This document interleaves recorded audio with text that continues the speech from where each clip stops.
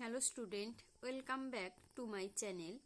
আজ আমি BA third সেমিস্টারের প্রোগ্রাম কোর্সের ছাত্রছাত্রীদের জন্য বৈষ্ণব পদাবলী থেকে একটি নোট নিয়ে উপস্থিত হয়েছি। তো আজকের প্রশ্নটি হচ্ছে, গৌড় চন্দ্রিকা কাকে বলে? এই পর্যায়ের শ্রেষ্ঠ পদকর্তা কে? গৌড়চন্দ্র বিষয়ক সমস্ত পদকে কি গৌড় চন্দ্রিকা বলা যায়? গৌড়চন্দ্রিকা এবং গৌরাঙ্গ বিষয়ক পদের পার্থক্য বুঝিয়ে দাও। তোমরা যারা আমার ভিডিওগুলো দেখে থাকো তারা স্কিপ না করে ভিডিওগুলিকে প্রথম থেকে শেষ পর্যন্ত দেখবে এবং এখনও যারা আমার চ্যানেলটিকে সাবস্ক্রাইব করনি তারা আমার চ্যানেলটিকে সাবস্ক্রাইব করে নেবে, তাহলে তোমরা পরবর্তী ভিডিওগুলির নোটিফিকেশন পেয়ে যাবে। তো উত্তরটি আমি শুরু করছি। প্রথম পয়েন্ট হচ্ছে গৌড় চন্দ্রিকার পরিচয়। চৈতন্যদেব তথা গৌড়চন্দ্রকে অবলম্বন করে চৈতন্যদেবের সমকালে এবং পরবর্তীকালে অসংখ্য গৌরাঙ্গ বিষয়ক পদ রচিত হয়েছিল, কিন্তু গৌরাঙ্গ বিষয়ক পদ মাত্রেই গৌড়চন্দ্রিকা নয়। রাধাকৃষ্ণের প্রণয় লীলার সঙ্গে সামঞ্জস্য রক্ষা করে বৈষ্ণব পদকর্তারা যে সমস্ত গৌরাঙ্গ বিষয়ক পদ রচনা করেছেন, একমাত্র সেগুলি হল গৌড়চন্দ্রিকা। পদাবলী পালাকীর্তনের উদ্বোধন করতে হয় গৌড়চন্দ্রিকার পদ দিয়ে। গৌড়ীয় বৈষ্ণবদের কাছে গৌড়চন্দ্র তথা চৈতন্যদেব ছিলেন একই দেহে রাধা এবং কৃষ্ণের অবতার। বহিরঙ্গে তিনি রাধা, অন্তরঙ্গে শ্রীকৃষ্ণ। রাধা ভাবে ভাবিত হয়ে তিনি কৃষ্ণ প্রেম উপলব্ধি করেছিলেন, তাই তাকে কেন্দ্র করে বৈষ্ণব পদকর্তারা যে সমস্ত পদ রচনা করেছেন তার সঙ্গে কোনো কোনো ক্ষেত্রে শ্রীকৃষ্ণের ব্রজলীলার সামঞ্জস্য খুঁজে পাওয়া যায়। আবার কোনো কোনো পদকর্তা গৌড়চন্দ্রের লৌকিক তথা ব্যক্তিগত জীবনকে কেন্দ্র করে বেশ কিছু পদ রচনা করেছেন, সেগুলি হল গৌরাঙ্গ বিষয়ক পদ। তার সঙ্গে গৌড়চন্দ্রিকার কোনো সম্পর্ক নেই। বস্তুত কীর্তনের সূচনায় গৌড়চন্দ্রিকার পদ গাওয়া একটি আবশ্যিক রীতি। এই গৌড়চন্দ্রিকা শ্রবণ করে মরমী শ্রোতারা উপলব্ধি করেন যে আজ কোন পালা গাওয়া হবে। সেই অনুসারে তারা মানসিক প্রস্তুতি গ্রহণ করেন। এছাড়া গৌড়চন্দ্রিকা গাইবার সঙ্গে সঙ্গে একটা আধ্যাত্মিক পরিবেষ্টনীর সৃষ্টি হয়। গৌড়চন্দ্রিকাকে বর্জন করে পালাকীর্তন গাইলে তার মধ্যে কোনো মিস্টিক ইন্টারপ্রিটেশন খুঁজে পাওয়া যায় না। অধ্যাপক খগেন্দ্রনাথ মিত্র লিখেছেন, প্রতিমা বহুমূল্য মণিমরকতে নির্মিত হইতে পারে, প্রাণপ্রতিষ্ঠা না করিলে যেমন তাহার পূজা হয় না, তেমনি গৌড়চন্দ্রিকা দ্বারা প্রস্তাবনা না করিয়া কীর্তন গান করিতে নাই। এরপরের পয়েন্ট হচ্ছে গৌড়চন্দ্রিকার শ্রেষ্ঠ কবি। গৌড়চন্দ্রিকার উল্লেখযোগ্য তিনজন কবি হলেন গোবিন্দ দাস, রাধামোহন এবং বাসুদেব ঘোষ। তবে উল্লিখিত তিনজন প্রধান কবির মধ্যে গোবিন্দ দাস কবিরাজ গৌড়চন্দ্রিকার সর্বশ্রেষ্ঠ কবি। তিনি গৌরাঙ্গদেবকে সরাসরি প্রত্যক্ষ করার সুযোগ পাননি। হয়তো সেই অদর্শনজনিত ক্ষোভ এবং দুঃখকে প্রশমিত করার জন্যই তিনি গৌড়চন্দ্রিকার পদ রচনায় সর্বতোভাবে মন প্রাণ সমর্পণ করে দিয়েছিলেন। সমালোচকের ভাষায় গোবিন্দ দাসের গৌড়চন্দ্র বিষয়ক পদাবলীতে ভক্তি অপেক্ষা কবি আত্মার স্বতঃস্ফূর্ত রূপ সার্থকতায় বড় হয়ে উঠেছে। কবিশেখর কালিদাস রায় এ প্রসঙ্গে জানিয়েছেন, গৌরচন্দ্রিকার পদ রচনায় গোবিন্দ দাসের সমকক্ষ কেহ নাই। গোবিন্দ দাস আপন মনের মাধুরী মিশাইয়া শ্রী গৌরাঙ্গের ভাবমূর্তিকে যে রূপ দিয়াছেন, তাহা পূর্ববর্তী কবিদের প্রত্যক্ষদৃষ্ট রূপের চেয়ে ঢের বেশি উজ্জ্বল ও মধুর হইয়া উঠিয়াছে।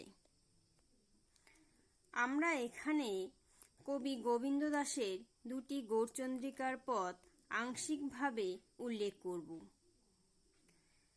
একটা হচ্ছে, কি পেখুলু নটবর গৌর কিশোর, অভিনব হেম কল্পতরু সঞ্চরু, সুরধুনি তীরে উজর, চঞ্চল চরণ কমলতলে ঝঙ্করু, ভকত ভ্রমরগণ ভোর, পরিমলে লুভদ সুরাসুর ধাবই, অহনিশি রহত অগর। আরেকটি হচ্ছে, বিপুল পুলকুল আকুল কলেবর, গড় গড় অন্তর প্রেম ভরে, লহু লহু হাসুনি গদগদ ভাসুনি, কত মন্দাকিনী নয়নে ঝরে। এই জাতীয় পদগুলির মধ্যে চৈতন্যদেবের রূপ লাবণ্যের পাশাপাশি বৈষ্ণব তত্ত্বেরও কিছু কিছু পরিচয় পাওয়া যায়। এখানে গৌরচন্দ্রের ভাব চাপল্য এবং বিভোরতা লক্ষ্য করে মরমী শ্রোতারা সহজে অনুভব করবেন যে আজকের পালা শ্রীমতী রাধার পূর্বরাগ। এরপরে হচ্ছে অন্যান্য কবি।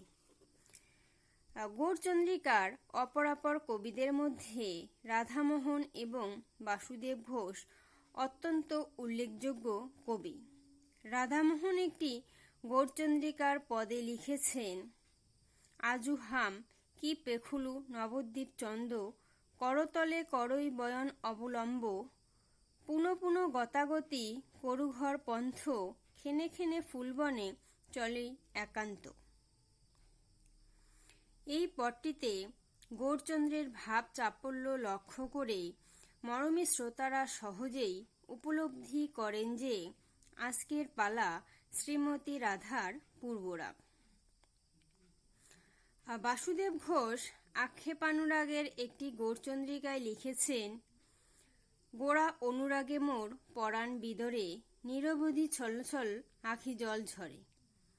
কবি রাধামোহন মাথুরের একটি গৌরচন্দ্রিকায় লিখেছেন, আজু বিরহ ভাবে গৌরাঙ্গ সুন্দর, ভূমে পড়ি কান্দে বলে কাহা প্রাণেশ্বর। এখানে গৌরাঙ্গদেবের বিরহের বর্ণনা শুনে শ্রোতারা সহজে অনুভব করবেন যে আজকের পালা শ্রীমতী রাধার মাথুর বা বিরহ। এরপরে হচ্ছে গৌরচন্দ্রিকা এবং গৌরাঙ্গ বিষয়ক পদের পার্থক্য।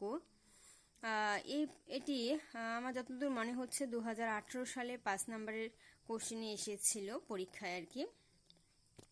ভালো করে দেখে নিও তোমরা। প্রথম পার্থক্য হচ্ছে, গৌরাঙ্গ বিষয়ক পদগুলি কেবল গৌরাঙ্গদেবের লৌকিক জীবন অর্থাৎ বাল্যলীলা, সন্ন্যাস গ্রহণ, বিষ্ণুপ্রিয়ার বিরহ এবং গৌরাঙ্গদেবের রূপগুণের বর্ণনার মধ্যেই সীমাবদ্ধ। কীর্তনের সূচনায় এগুলি গাওয়া হয় না, এগুলির মধ্যে কোনো আধ্যাত্মিক ব্যঞ্জনা নেই। কিন্তু যথার্থ গৌরচন্দ্রিকার মধ্যে রাধাভাবে ভাবিত গৌরাঙ্গদেবের ভাবজীবনের কথা আধ্যাত্মিক ব্যঞ্জনার মধ্য দিয়ে ফুটিয়ে তোলা হয়েছে। কীর্তনের সূচনায় এগুলি গাওয়া একটি আবশ্যিক রীতি। 2 নম্বর পার্থক্য, গৌরাঙ্গ বিষয়ক পদ রচনায় যারা বিশেষ পারদর্শিতার পরিচয় দিয়েছেন তারা হলেন মুরারি গুপ্ত, নরহরি সরকার, গোবিন্দ ঘোষ ও মাধব ঘোষ। আর গৌরচন্দ্রিকার উল্লেখযোগ্য 3 জন কবি হলেন গোবিন্দ দাস, রাধামোহন এবং বাসুদেব ঘোষ। 3 নম্বর পার্থক্য, কয়েকটি গৌরাঙ্গ বিষয়ক পদের দৃষ্টান্ত উপস্থাপন করা হলো। শচীর আঙ্গিনায় নাচে বিশ্বম্ভরায়, হাসি হাসি ফিরি ফিরি মায়েরে লুকায়। আরেকটি উদাহরণ হচ্ছে, কিসেল হিয়ায় হায় কিসেল হিয়ায়, নয়ন পুতুলি নবদ্বীপ ছাড়ি যায়, আর না যাইব মোরা গৌরাঙ্গের পাশ, আর না করিব মোরা কীর্তন বিলাস। আর গৌরচন্দ্রিকার দৃষ্টান্ত হলো বিপুল পুলকুল আকুল কলেবর গড় গড় অন্তর প্রেম ভরে লহু লহু হাসুনি গদ গদ ভাসুনি কত মন্দাকিনী নয়নে ঝরে। সামনে আরও অনেক, আমি যে গৌরচন্দ্রিকার যেখানে বর্ণনা করলাম সেখানে আরও অনেক উদাহরণ দেওয়া আছে, তোমাদের যেগুলো ভালো লাগবে সেই উদাহরণগুলো দিয়ে দিবে, ঠিক আছে। আমি ওখান থেকে দুটো উদাহরণ এখানে দিলাম। আর একটা উদাহরণ হচ্ছে গোড়া অনুরাগে মোর পরাণ বিদরে নিরবধি ছল ছল আখি জল ঝরে। অধ্যাপক খগেন্দ্রনাথ মিত্র প্রসঙ্গত লিখেছেন, গৌরচন্দ্রকে লইয়া রচিত পদমাত্রেই গৌরচন্দ্রিকা নহে, সত্যকার গৌরচন্দ্রিকার ক্ষেত্র বিশিষ্ট। সুতরাং অর্থ সেখানে যোগরূঢ়, পালাবদ্ধ রসকীর্তনের ক্ষেত্রেই ইহার বিশেষ অধিকার। তো স্টুডেন্ট, নোটটি আজ এখানেই শেষ হলো।